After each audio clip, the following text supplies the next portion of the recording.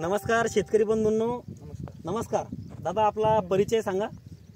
मी गोपाल वसंतराव गेबळ, राहणार परसोबळे, तालुका जिल्हा अकोला. तर शेतकरी बंधूंनो, गोपाल भाऊंनी आपल्या शेतावरती या ठिकाणी सघन लागवड पद्धतीमध्ये विजेता या कापूस वाणाची लागवड केलेली आहे. आपण गोपाल भाऊंना विचारूया की काय व्यवस्थापन त्यांनी या विजेता कापूस वाणासाठी केलेलं आहे. गोपाल भाऊ, काय अंतर तुम्ही ठेवलेलं आहे या ठिकाणी? याच्यामध्ये 3x1 अंतर ठेवलेलं आहे. म्हणजे 3 फूट ओळीतील अंतर आणि 1 फूट झाडात दिलं अंतर. म्हणजे झाडाची संख्या वाढवण्यावर तुम्ही भर दिलेला आहे. आणि किती प्रक्षेत्र आहे तुमचं? हे 24 एकर आहे. 24 एकर. आणि हे पूर्ण 24 एकर मध्ये विजेताच वाण केलेलं आहे. एकच वाण आहे. बर, काय विशेष तुम्हाला विजेता कापूस वाणामध्ये आजपर्यंत दिसून येते? हे झाड एकदम निरोगी आहे. निरोगी आहे. हा, आणखीन याची फळधारणा लवकर झालेली आहे. म्हणजे लवकर येणारा वाण आहे. बोंड पण सध्या परिपक्व सुरुवात झाली आहे. किती दिवसाचं पीक आहे सध्या आपलं विजेता? सध्या आपलं 55 दिवसा पीक आहे. 55 ते 60 दिवसाचं.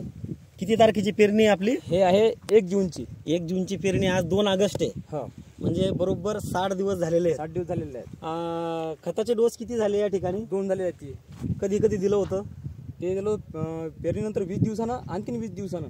म्हणजे 40 दिवसाच्या आत तुम्ही 2 डोस देऊन दिलेले आहे. आणि फवारणी किती झाली विजेतावर या ठिकाणी? हे दुसरी फवारणी आज केलेली आहे. दुसरी फवारणी आज केली 2 जूनला. काय काय वापरलं तुम्ही फवारणीसाठी यामध्ये? याच्यामध्ये मोनोसिल, इमॅबॅक्टिल, चमत्कार आणि आणखीन समजा एक घेतलेली औषध. म्हणजे तुम्ही अळीनाशक सुद्धा घेतलेलं आहे. कारण की फुलं पाती लागलेले आहेत. आणि सर्वात महत्वाचं म्हणजे तुम्ही चमत्कार या वाढ नियंत्रकाची फवारणी घेतलेली आहे आज. ते एकदम चांगलं केलंय तुम्ही.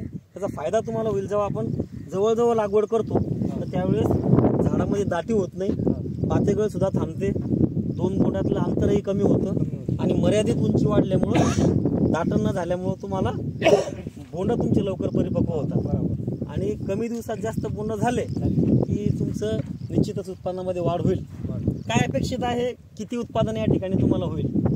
सध्या आपलं तसं आपण सध्याची आशा आपली आहे की 17-18 या वर्षी व्हायला पाहिजे. जास्त होईल समजा ते एकरला 17-18 क्विंटल पर्यंत. शेतकरी बंधूंनो, सामान्य लागवडीपेक्षा या ठिकाणी गोपाल भाऊंनी 3x1 फुटी अंतरावर लागवड करून 14,000पेक्षा झाड संख्या जास्तीत जास्त या ठिकाणी ठेवलेली आहे. याचं कारण असं आहे की झाडं वाढले की उत्पादन वाढतं, हा त्यांचा अनुभव आहे.